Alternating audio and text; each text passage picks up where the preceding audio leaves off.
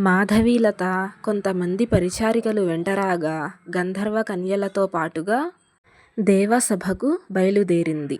ఆవిడ ఆ దేవసభలో అడుగుపెట్టగానే రాజుగారి సింహాసనానికి కొంచెం వెనుకగా ఉన్న ఒక వింత రాయి దేదీప్యమానంగా ప్రకాశిస్తూ కనబడింది అందరికీ. ఆ ప్రకాశం చూసి గంధర్వ కన్యలు, గంధర్వ పురుషులు అందరూ కూడా జయ జయధ్వానాలు పలుకుతూ పూలవర్షం కురిపిస్తూ రాజకుమారికి సభలో ఆహ్వానం పలికారు.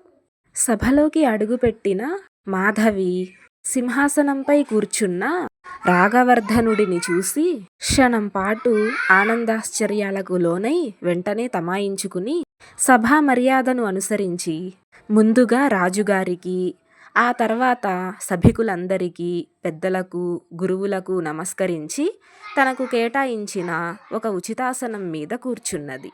అప్పటి వరకు ఆమె అందాన్ని, సుగుణాలను తదేకంగా చూస్తున్న రాగవర్ధనుడు వెంటనే తమాయించుకుని సభను ప్రారంభించండి అంటూ ఆజ్ఞాపించాడు.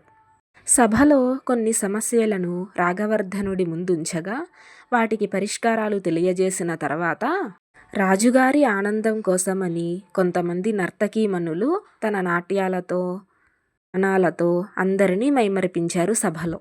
ఆ తర్వాత కొంతమంది ఛలోక్తులు, పాండిత్యం మీద అనేక చర్చలు జరిపారు.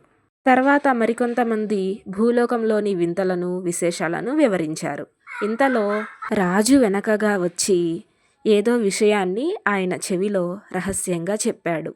అంతే, ఆయన ముఖంలో మార్పులను స్పష్టంగా గమనించింది మాధవీలత. ఆ తర్వాత ఏం జరిగిందో తర్వాత తెలుసుకుందాం.